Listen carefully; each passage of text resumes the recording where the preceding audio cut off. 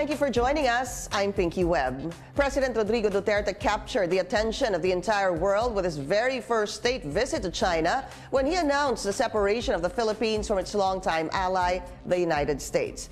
But when he got home, Mr. Duterte clarified that what he meant was a separation of foreign policy and not severance of ties from Washington. Despite his controversial remarks, the president secured investments and credit line pledges worth $24 billion or 1.17 trillion pesos. Within a few days from his China trip, the president flew out again, this time for an official visit to Japan. He received a rock star welcome in Tokyo. And his administration considers the three-day visit a defining moment in Philippine-Japan relations. By all accounts, and by any measure, Philippines-Japan ties today are excellent. From the land of the rising sun, President Duterte came back with offers of investments and loans amounting to $19 billion or 922 billion pesos. But what does this all bounty mean to ordinary Filipinos? What difference can these make to their lives? Is this the change they've been waiting for? Let's go straight to the source of the story. We have with us Secretary Ramon Lopez. Sir, thank you so much for being here. Thank you, Pinky. Good morning. Good morning. Let's start with that $19 billion. That's in trade and loans, Secretary. So that's mostly in basically investments, private to private investments, if you're talking of Japan. Let's talk about Japan first. So investments from private sector, Sean, agreeing to joint venture on many things like manufacturing of cars here, like from Toyota, Mitsubishi, egg production, state of the art. Even the stabilizer, optical stabilizer for cell phones, there's another group doing that. That will be employing thousands of Filipinos. So all in all, the 1.8 billion would be the private-to-private agreements. That's right. Many of these are MOUs or LOIs, letters of intent. Because it's 19 billion, sir. Let me cut you there. 19 billion. Correct. It's supposed to be 17.3 billion. That bulk is coming from Marubeni. The bulk is coming from Marubeni, but it was more of a verbal commitment when they called on the president. So they mentioned that. That's why I was always telling those asking me that it's really 1.8 billion with signatures and then about 17 billion verbal.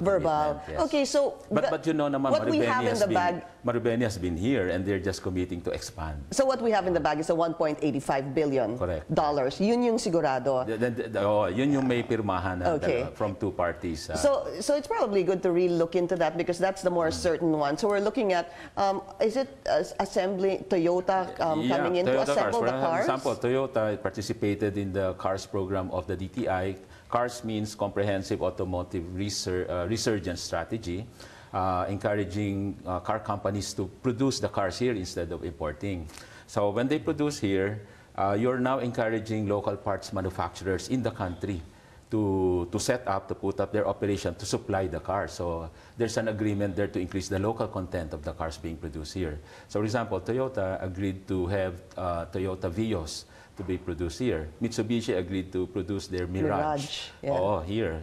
With the required local content program over the next 5 or 6 years to increase it to somewhere around 40% local content. So that will really encourage manufacturing around, I mean, the communities around those car plants. No?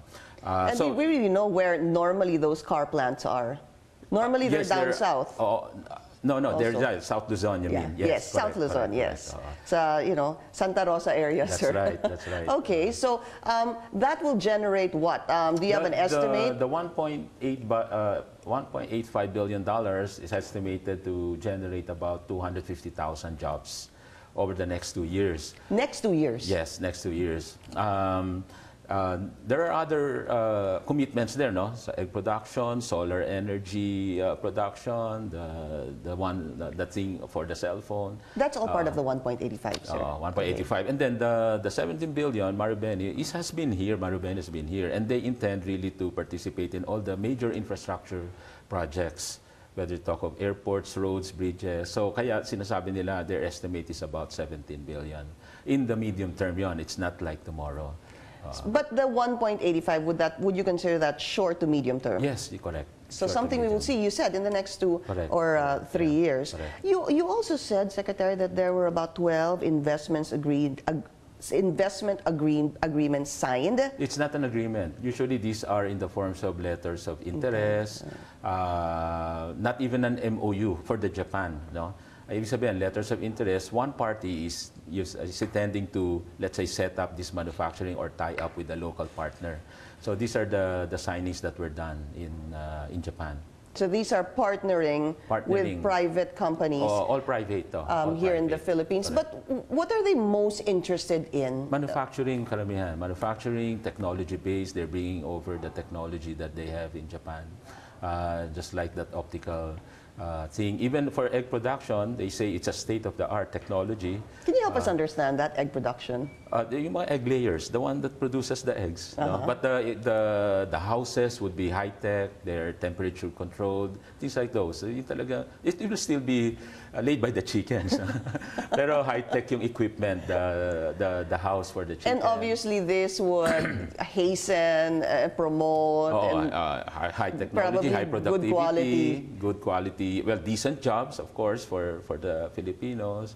Quality investments because you're leveling up the kind of industry, the technology that we have. So it's good for us, definitely. Okay, still in the Japan trip, there was a $157 million loan. This is for patrol vessels. So that's a different... That's a different... yeah, but on top of that, sir, the only reason I said that is that there was supposed to be another loan of $47 million that's supposed to be focused on the ARMM. Can you tell us more about that? I'm sorry, I'm not familiar with that part of the deal. All right. Well, that's supposed to be $47 million focused on job generation in the ARMM. Would you know, though, why there is a focus or specific focus? Maybe one related to that would be one Japanese group, part of those who signed, commits to buy 20 million boxes of fruits, especially bananas, from the Philippines. 20 million boxes. That's about 13 plus kilos per box. No? And running up to, I think, $300 million value in a year. So there are these commitments of purchasing products from us. And the source would be in Mindanao, from Mindanao, especially rebel returnee areas. So they'll plant there, and all the production, they commit to buy 20 million boxes. And in connection with that, sir, also China. We're going to talk about China in a while, also committed, lifted some sanctions from our banana exporters. Not just banana, also mango. Yeah. Okay, so anything else we can expect from that trip to Japan, which the President called a defining moment? Well, defining in a sense that the kind of relationships that the President has been establishing in the recent trips everywhere. Now, Brunei, came from Indonesia, and then the China, the Japan, the leaders have been, well, President Duterte calls them really closer than brothers. Yeah. You know, that kind of relationship is being cemented. And you can have a sense that the President's really trying to really strengthen the regional cooperation within this part of the world. No, not to say that we are dropping the other parts. No, that's why there were those clarifications. Yes, made. and we actually had you on the phone the very next day. That so, morning. But were you asked by any of the Japanese businessmen about this separation of foreign policy? By that time, it was pretty much clear with them already what the President meant, and it was really just that independent foreign policy that we have to start implementing. The nice thing there, actually, even in the talk of the President, was very powerful in that business convention, business forum that we had. That's when he really emphasized that what he's just trying to bring back is dignity to the Filipino people, that nobody's interfering with us, and we make those decisions based on what will be good for the Filipinos. As a matter of fact, you said some time ago that it also takes away our dependence to a particular country. Yes, yes. Okay. Kasi siguro we noticed little lang the kind of interference. Sansanin na tayo that we have been, there are interferences, and we take it for granted. And then, actually, frankly, even personally, it's the president who has awakened my consciousness also na, o nga, no, para tayong pinakikialaman pala, and hindi natin napapansin. Now, he's brought that back, that consciousness na, yeah, we're Filipinos, we should have that dignity. Okay, let's go to China. China, we're looking at, please correct me if I'm wrong, sir, if this is not accurate, $24 billion.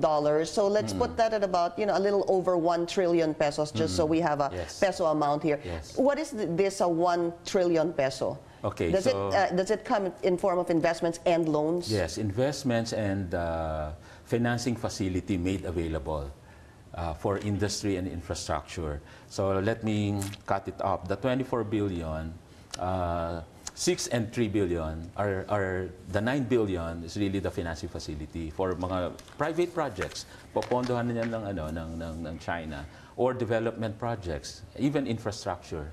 So it need not be government projects alone. It could be joint venture agreements between a Chinese company and a Filipino company. So that's the funding being provided. 6 billion from the state, 3 billion from Bank of China. No? Okay, so that's 9 billion. The 24 the balance 15 billion, okay, 4 billion of that are I would say projects that we have really sort of reviewed and basically vetted, no, by us, and that these are projects that would cover cuts across industries, a bit of infrastructure, agriculture, energy, manufacturing, no, even tourism, no, so telecommunications. So these are the industries covered by those projects. And then the balance, so that's 15, 4, and then balance 11 are also private to private undertakings, MOUs, commitments to, first, commitment to study. If you do a feasibility study, some of them exploratory, some of them have gone beyond exploratory. They're already intending to invest, to do something. I'd like you to answer some of the concern, number one, of a senator and a congressman, that there have been some reports coming out that there are some companies that entered into an agreement, I'm not going to say bagged the deals, that have suspicious backgrounds or shady backgrounds. For example, sir, one deal supposed to be with the BCDA, which the BCDA clarified that it's not a deal, but it was just a feasibility study, is banned by the World Bank. And another, sir, supposedly was involved in some dredging activity in the Spratly Islands, sir.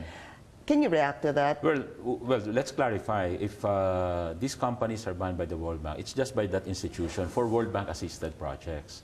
So that in any way did not affect all the other projects that it will have.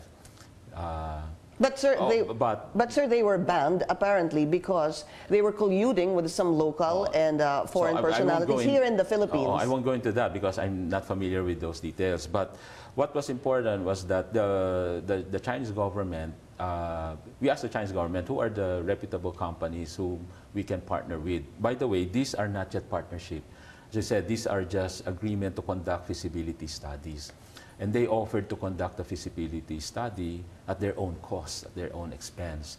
Once that feasibility study is done, then we are supposed, of course, to conduct the usual SOP, the process, wherein you have to bid this, to all the possible bidders and contractors, and those that will do the projects will undergo, all those requirements that we have.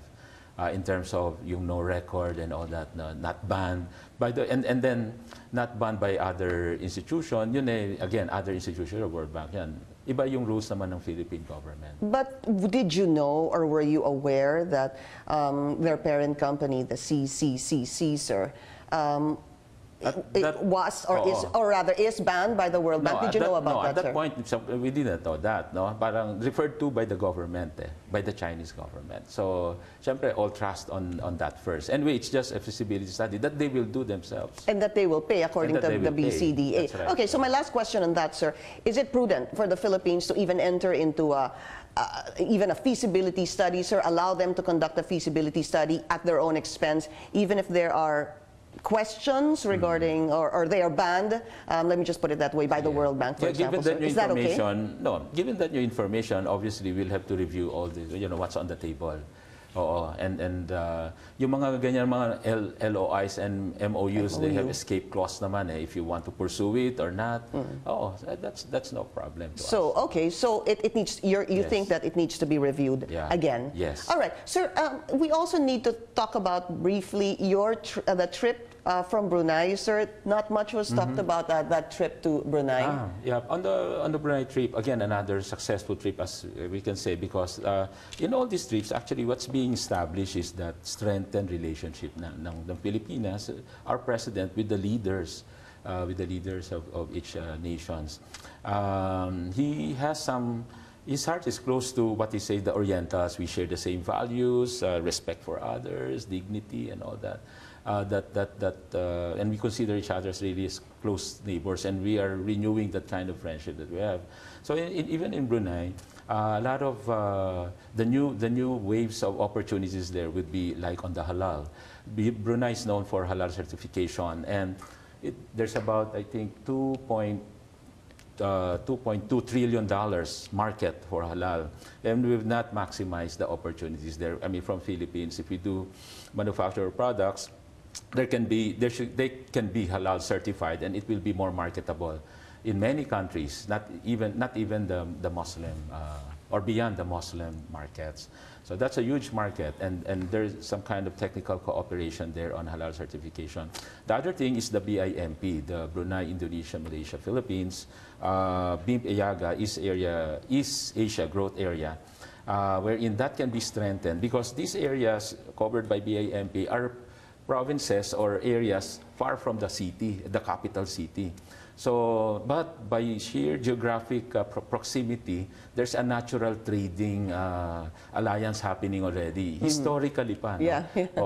For centuries already. So that's the one being revived by just increasing, let's say, the Ro-Ro, the ships, the flights, airways, you know, between these areas, that it can promote tourism, movement of people, trade. You talk about tourism, Secretary Lopez. Also very important was the kind of tourists coming from China that we can attract to the Philippines. Because you said, I heard an interview, I heard you say that we have about 500,000 Chinese tourists coming in, when in fact they're tourists. 100 million. It's 100 million. 100 million. So 100 million lumalabas ng China.